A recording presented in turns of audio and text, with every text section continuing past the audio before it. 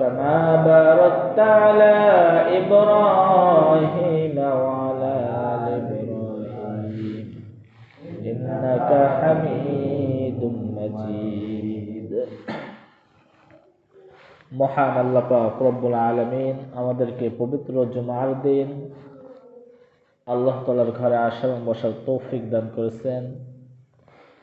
এই জন্য আমরা সকলে অন্তরস্থল থেকে শুকরিয়া আদায় করি, আলহামদুলিল্লাহ। আমরা সকলেই অবগত আছি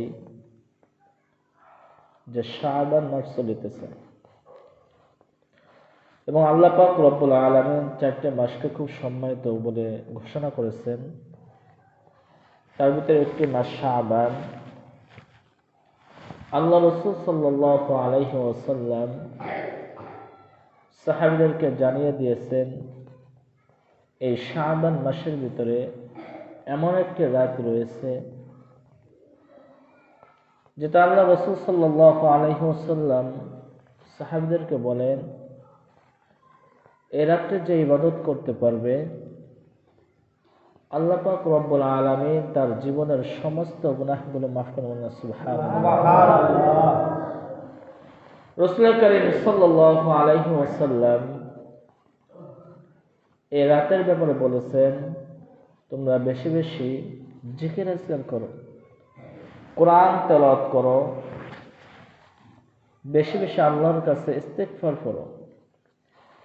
আল্লাহ পাক রব্বুল আলামিন এই রাতে যে ব্যক্তি আল্লাহ তাআলার কাছে ক্ষমা চাইবেন, মাফ চাইবেন, আল্লাহ পাক রব্বুল আলামিন অবশ্যই তাকে মাফ করবেন না। সুবহানাল্লাহ। কিন্তু দুই শ্রেণীর ব্যক্তিকে আল্লাহ পাক রব্বুল আলামিন ক্ষমা করবেন না। কয় শ্রেণীর বান্দাকে বলেন? দুই শ্রেণীর বান্দাকে আল্লাহ পাক রব্বুল আলামিন ক্ষমা করবেন না। এক নম্বর, আল্লাহ পাক রব্বুল আলামিন বলেন, ইন্নাল্লাহা লা ইয়াগফিরু আন ইউশরাকা বিহি ওয়া ইয়াগফিরু মা দুনা যালিকা লিমান ইয়াশা। তার ভিতরে এক নম্বর ব্যক্তি হলো যে ব্যক্তি শিরক করে, মুশরিক। মুশরিক যতই আল্লাহ পাক রব্বুল আলামিনের কাছে ক্ষমা চাই না কেন, আল্লাহ পাক রব্বুল আলামিন তাকে ক্ষমা করবেন না। কারণ আল্লাহ পাক রব্বুল আলামিন আমাকে আপনাকে খুব মায়া করে, আদর করে সৃষ্টি করেছেন, এত মহাব্বত করে সৃষ্টি করেছেন। আপনি দুনিয়াতে এসেছেন, দুনিয়াতে আল্লাহ পাক রব্বুল আলামিন আপনাকে আস্তে আস্তে করে বড় করে তুলেছেন।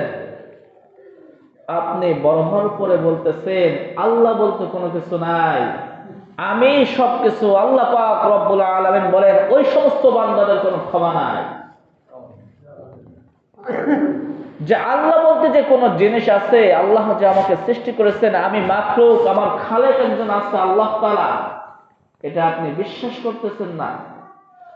আপনি বিশ্বাস করতেছেন চন্দ্রকে, আপনি বিশ্বাস করতেছেন বটগাছকে, আপনি বিশ্বাস করতেছেন ভগবানকে, আগুনকে বিশ্বাস করতেছেন।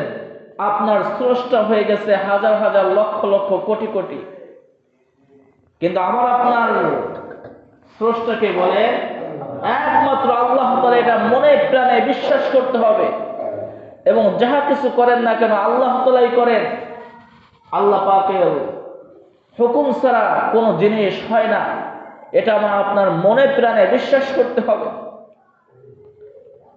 আমি আপনি চাবো আল্লাহ তাআলার কাছে, কিন্তু আমার আপনার যদি শুধু মেয়ে সন্তান হয়, কন্যা সন্তান হয়, এক দল আছে আমার আপনার অন্তরে কুফুরি ঢেলে দেয়, যাও অমুক মাজারে চলে যাও, কিছু টাকা মান্নত করো, কিছু ছাগল মান্নত করো, সেখানে যে কবরের কাছে যে চাও যে আমার একটা সন্তান দরকার, আমার একটা পুত্র সন্তান দরকার, আমি ব্যবসায় লস খাইতেছি, ব্যবসায় ভালো হওয়ার জন্য আমার টাকা পয়সা দরকার। এটা যখনই আপনি কবরের কাছে চাইলেন, মাজারের কাছে আপনি চাইলেন, আপনি সঙ্গে সঙ্গে শিরক করলেন। আমি আপনি যারা মুসলমান তারা চাবো কার কাছে বলেন? আল্লাহ তাআলার কাছে চাইবো। এজন্য আল্লাহ রাসূল বলেন যে ওই রাত্রে সকল মানুষকে মাফ করে দেওয়া হবে, শুধুমাত্র 2 শ্রেণীর বান্দাকে মাফ করা হবে না। তার ভিতরে 1 নম্বর কি বললাম? মুশরিক, যে ব্যক্তি শিরক করে। শিরকের আরো অনেক উদাহরণ আছে। আমার আপনার অনেক চলাফেরায় শিরক হয়ে যায়, আমি আপনি আল্লাহকে বিশ্বাস করি না। এজন্য আল্লাহ পাক রব্বুল আলামিন আমাকে আপনাকে শিরক মুক্ত করুন না, আমিন। দ্বিতীয় শ্রেণীর বান্দা কারা?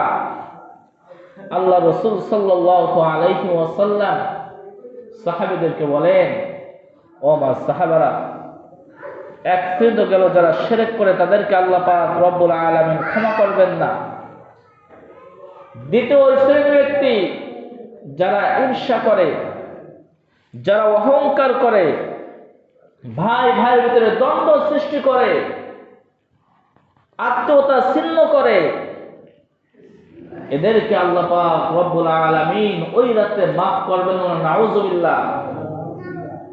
আজ আমি আপনি মুসলমান বলে দাবি করতেছি, ইমানদার বলে দাবি করতেছি, ভাই ভাইয়ের ভিতরে মহব্বত রাখতেছেন না, আত্মীয়তা ছিন্ন করতেছি, ভাই ভাইয়ের পিছনে লেগে গেছি,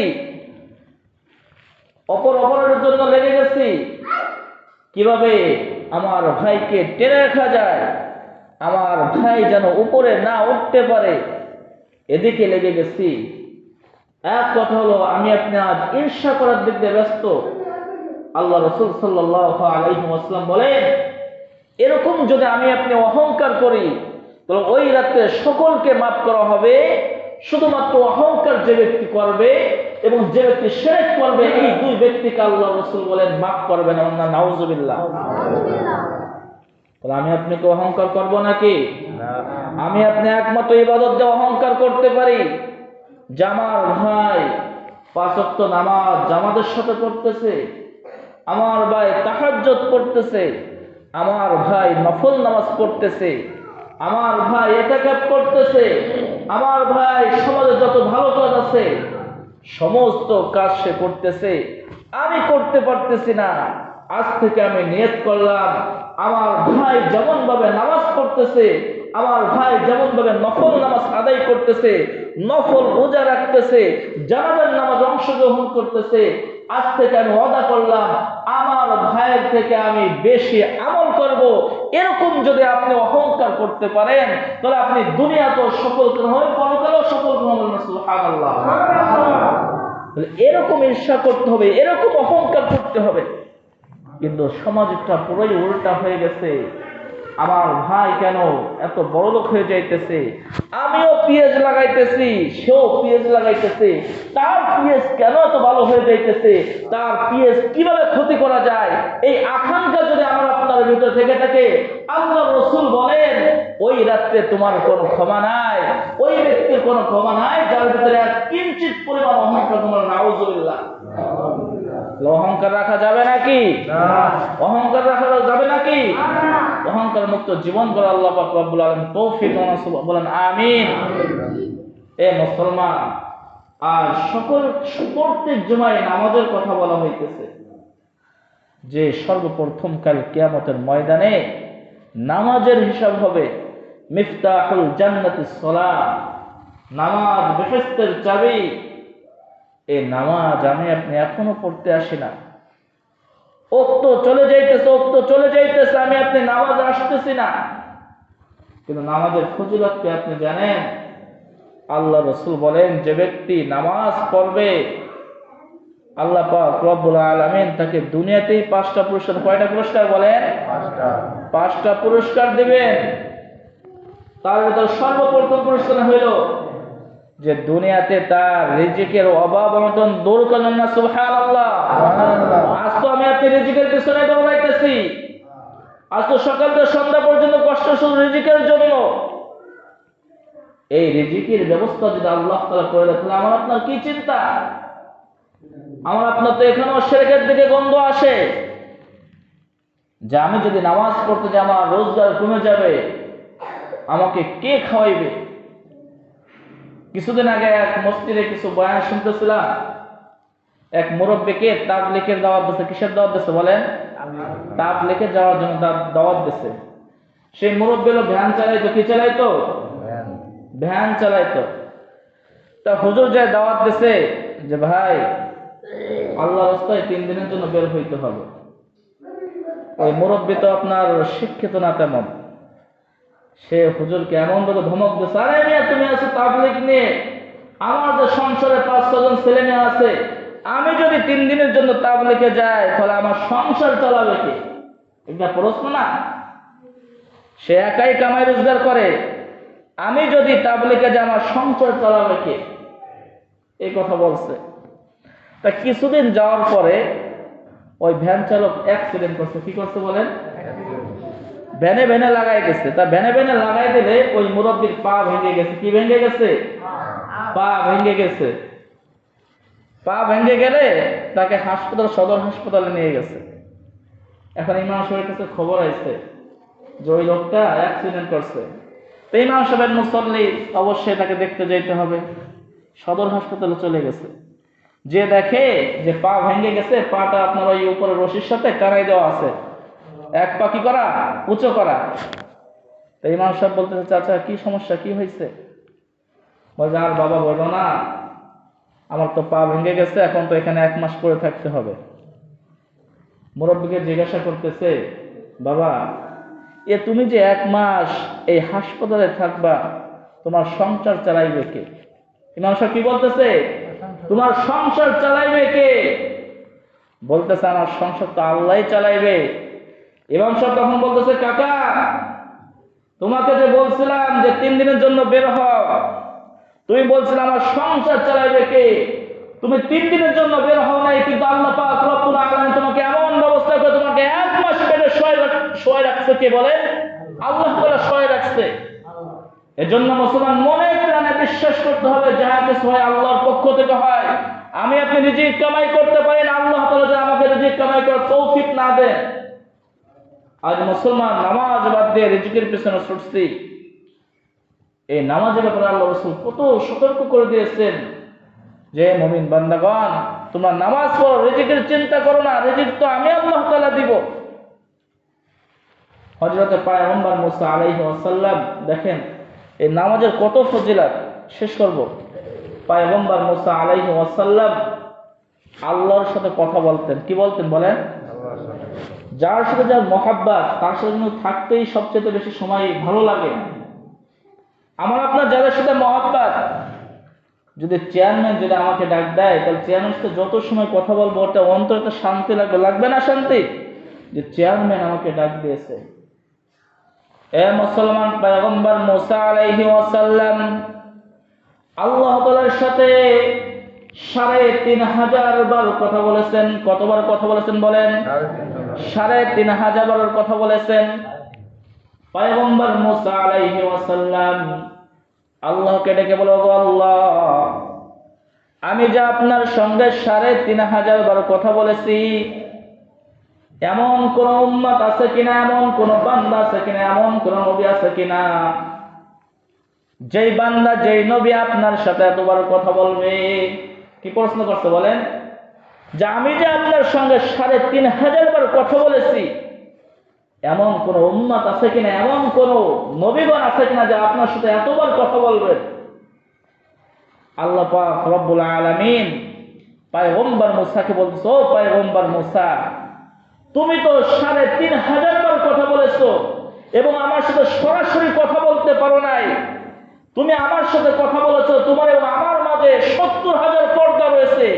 কিন্তু মুসা শুনে রাখো, শেষ নবীর উম্মত হবে যারা, তারা যখন নাকি নামাজ পড়বে, সিজদায় দেবে, আমি আল্লাহ পাক রব্বুল আলামিন ঘোষণা করতেছি, যে ব্যক্তি সিজদা দেবে এবং আমি আল্লাহর মাঝে এবং সিজদার মাঝে কোনো পর্দা থাকবে না। সুবহানাল্লাহ। তাহলে যে বান্দা একদিনে কয় রাকাত নামাজ বলেন তো? 5 ওয়াক্ত নামাজ। এই 5 ওয়াক্ত নামাজ যদি আপনি বছরে গুণ দেন, তাহলে প্রায় 1800 বার আল্লাহর সাথে দিদার করার সওয়াব হয়। বলেন সুবহানাল্লাহ। এসব ওয়াক্ত বলছি, যদি রাকাত ধরেন তাহলে কত গুণ হবে? তাহলে আল্লাহর সাথে সাক্ষাৎ করবো তো ইনশাআল্লাহ। এখন আমি আপনি আল্লাহকে দেখতে পেতেছি না, এই চামড়া চোখ দিয়ে আল্লাহ তাআলাকে দেখা যায় না। আল্লাহর যে নূর, আল্লাহ তাআলার সরাসরি আমি আপনি দেখতে পারতাম, এই দুনিয়ায় থাকতে পারতাম না। আল্লাহ পাক রব্বুল আলামিন অবশ্যই আমাকে আপনাকে দেখতেছেন। এজন্য নামাজ পড়বো তো ইনশাআল্লাহ, আল্লাহ দিদার নেব তো ইনশাআল্লাহ। আল্লাহ তাআলা সকলকে কথাগুলো আমল করার তৌফিক দান করুক। যা সুন্নাত অনুসারে কবুল করে মাসুম পড়েন।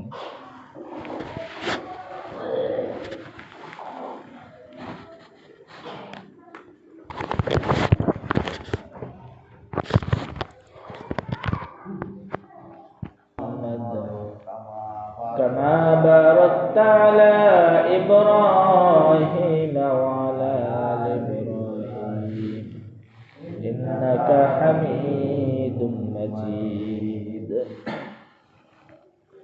মহান আল্লাহ পাক রব্বুল আলামিন আমাদেরকে পবিত্র জুমার দিন আল্লাহ তাআলার ঘরে আসার এবং বসার তৌফিক দান করেছেন।